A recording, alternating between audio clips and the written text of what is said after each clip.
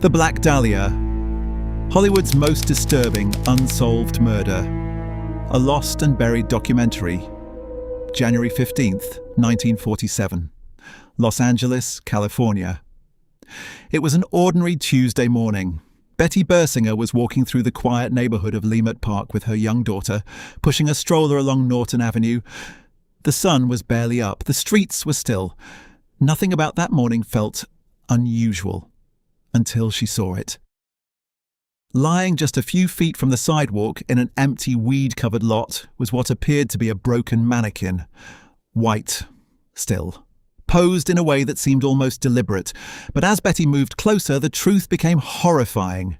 It was not a mannequin. It was the body of a young woman, naked, pale, and cut completely in half at the waist.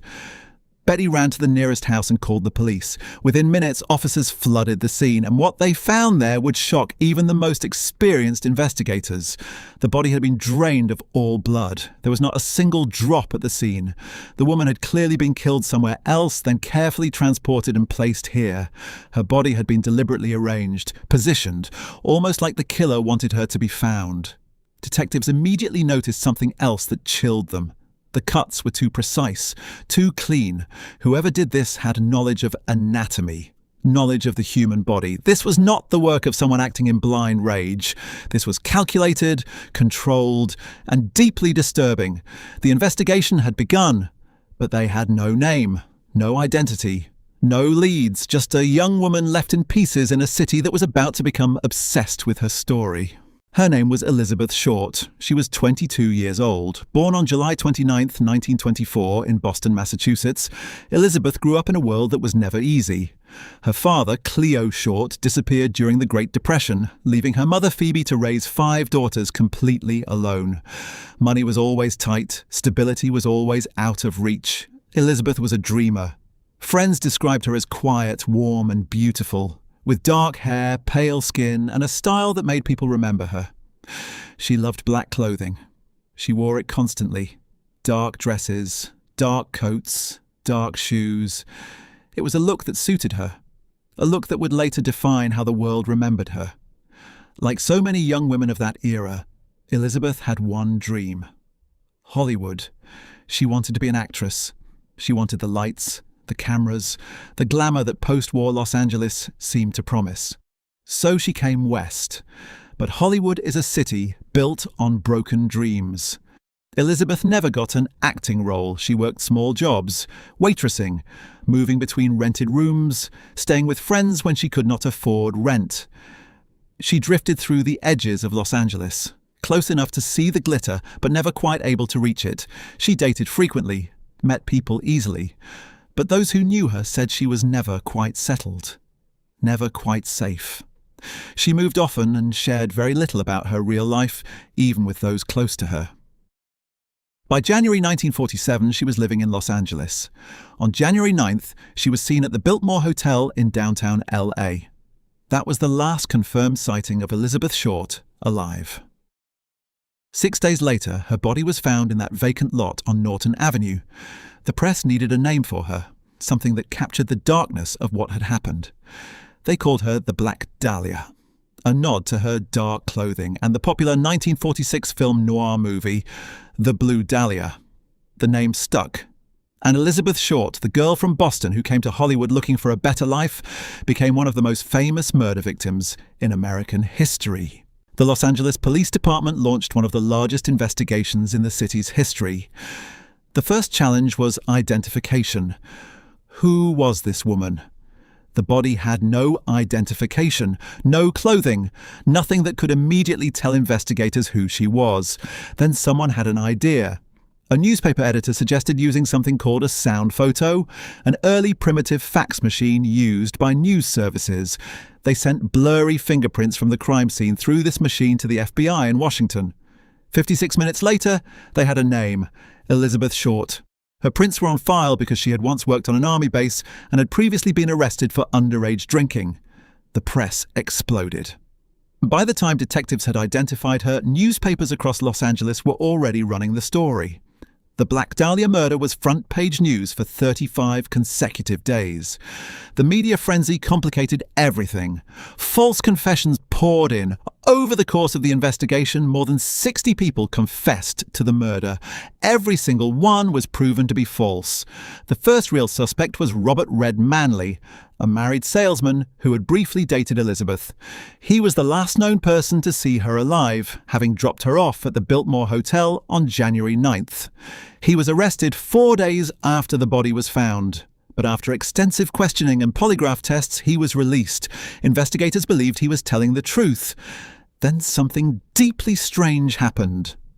On January 24th, postal workers intercepted an envelope addressed to Los Angeles newspapers. Inside was Elizabeth's address book, some of her personal papers, and a note made from cut and pasted newspaper headlines that read, "Here is Dahlia's belongings. Letter to follow." More letters arrived, one read. "I will give up on Dahlia killing if I get 10 years. Don't try to find me." The killer was communicating, playing games, and the LAPD had no idea who they were chasing. By February 1947, investigators had run into a complete dead end. 192 suspects had been investigated and dismissed. The case officially had no new leads. Over the decades that followed, several serious suspects emerged. None were ever charged. None were ever proven guilty. But each one added a darker layer to an already deeply disturbing case. The most compelling suspect came from an unexpected source. In 2003, a retired Los Angeles Police Department detective named Steve Hodel published a book called Black Dahlia Avenger. In it, he made a shocking claim. He believed the killer was his own father, Dr. George Hodel. George Hodel was a brilliant physician with a dark reputation. He was known for sadomasochism. He had been accused of raping his own daughter. One of his secretaries had died under suspicious circumstances. And according to Steve Hodel, the evidence pointed directly to him. Investigators had actually suspected George Hodel at the time. In 1950, the LAPD bugged his home. During one recording session, Hodel was overheard telling someone, "Realized there was nothing I could do, put a pillow over her head and cover her with a blanket."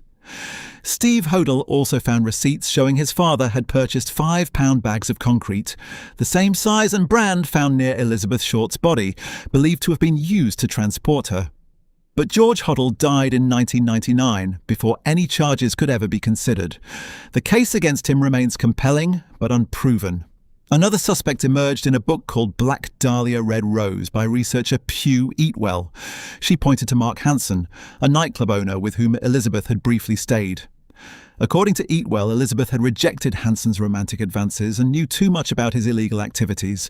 Hansen had ties to corrupt LAPD officers, which Eatwell believes may have helped him avoid serious scrutiny. Eatwell also uncovered a chilling detail. On the morning of January 15, 1947, the owner of a nearby motel called the Astor Motel opened one of his cabins and found the room covered in blood. In another cabin, a bundle of women's clothes had been left behind. The motel was never officially connected to the case.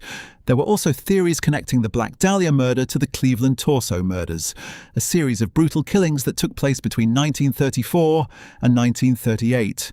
Some investigators believe the same person was responsible for both cases. That lead to went nowhere. By the 1980s, a new suspect named Jack Anderson Wilson had emerged. A veteran LAPD investigator believed he was close to arresting Wilson for the murder. But Wilson died in a fire in February 1982 before any arrest could be made. The case kept producing suspects, and the case kept refusing to give answers. Nearly 80 years have passed since Elizabeth Short was murdered, and still, officially, no one knows who did it. But why? With all the resources of the LAPD, the FBI, and decades of independent research, how does a case this high profile remain unsolved? The answers are uncomfortable. First, the crime scene itself offered very little physical evidence. Because Elizabeth was killed elsewhere and transported to the lot, there was almost nothing for investigators to work with at the discovery site. No murder weapon, no DNA technology in 1947, no fingerprints from the killer. Second, the media frenzy destroyed the investigation almost immediately. with newspapers printing every detail and running their own parallel investigations.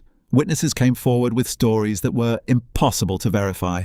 60 false confessions were made. Detectives spent enormous resources chasing leads that went nowhere. Third, and perhaps most troubling, were credible allegations of corruption within the LAPD itself. Multiple researchers and investigators have suggested that certain powerful figures in Los Angeles had connections to corrupt officers who may have protected suspects or buried evidence. The Los Angeles of 1947 was a city where money and influence could make problems disappear.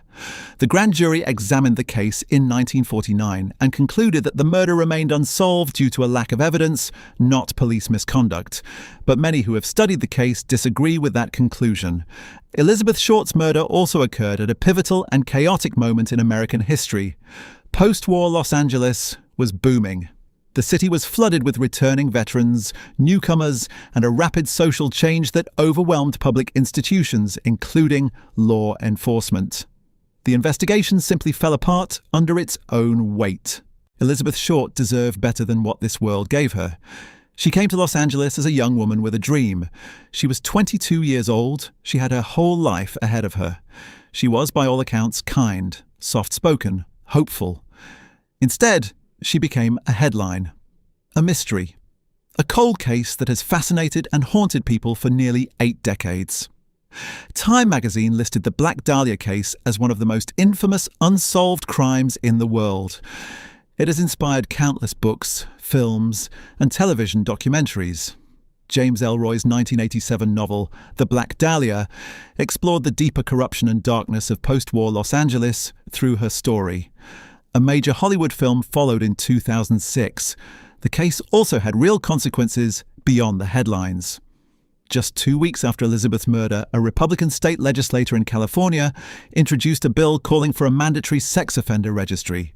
California became the first state in the United States to make sex offender registration law.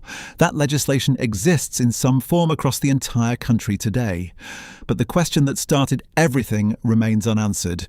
Who killed Elizabeth Short? The truth is, we may never know. The most likely suspects are long dead. The physical evidence is gone. The witnesses have passed. And the files, though preserved, tell a story with no ending. What we are left with is a young woman, 22 years old, who came to Hollywood looking for something better. And a city that failed to protect her. And a world that has never stopped asking why. Elizabeth Short. Born July 29th, 1924, murdered January 1947, Los Angeles, California. The Black Dahlia, still unsolved, still unforgotten. And that is the story of Elizabeth Short, a 22-year-old girl who came to Los Angeles with nothing but hope and left as a mystery that an entire city could not solve. I spent weeks researching this case, going through old police records, detective notes, court documents, and decades of investigative work just to bring you the most accurate and complete version of this story. Because Elizabeth Short was not just a headline, she was a real person, and real people deserve to have their story told properly. This is what Lost and Buried is about. Every case we cover, every mystery we dig into, every dark chapter of history we bring to light, all of it is deeply researched. All of it is real. And all of it is told the way it deserves to be told. If this story moved you, if it made you think, if it made you feel something, then you already know this channel is for you. Subscribe to Lost and Buried, because there are hundreds more stories buried out there, and we are just getting started.